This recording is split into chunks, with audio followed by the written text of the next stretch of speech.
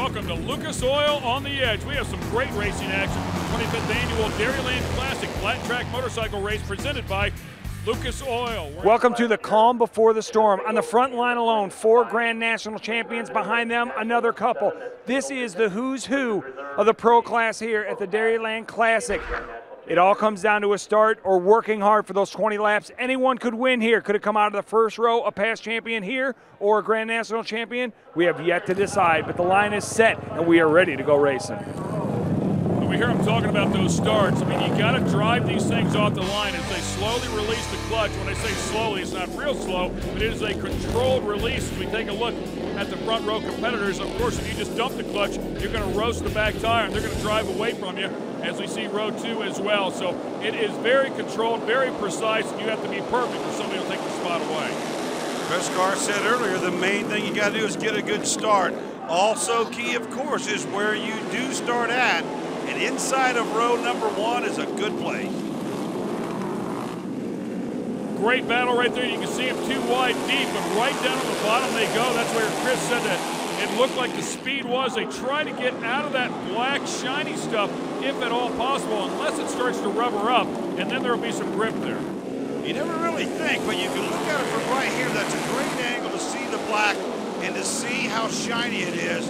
And that doesn't necessarily mean good. A lot of times that can mean slick.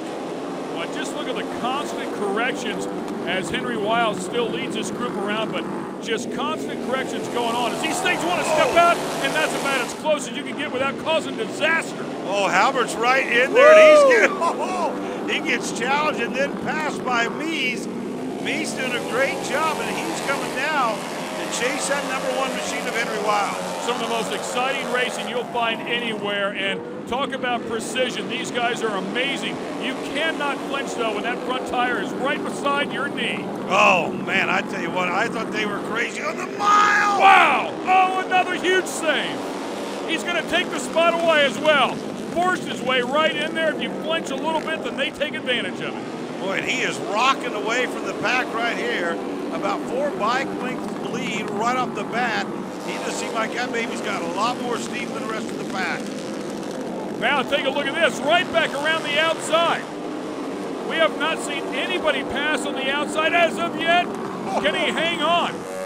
Wow, what a ride coming out of that #3 machine of Joe Kopp. And I told you that in the black stuff, it's slick, and that's exactly what the #3 is doing. He's staying just a little bit higher. You can see it gets gray up there. Where it's gray, there's just a little more grip, and he'll be able to keep some momentum as well. At the end of the day, if we were running four-wheel machines, sprints, or midgets, we would call that the cushion. However, if it's the same situation here, if you get up there just high enough to get away from the slick, it will work. It provide a real small berm for you to get traction here. 1 lap to go, and the 3 bike is Joe Kopp. Keep in mind, Joe coming out of that second LCQ, doing a great job, but I don't know if he has anything for this guy. The 21 of Jared Mies will pick up the checkered flag as he puts it on the back tire across the stripe. That's right, Ken. He picks up the front wheel while he picks up the win, and that's a big win for Jared. Joe Kopp will come in second. Henry Wiles is third. Kenny Coolbeth fourth.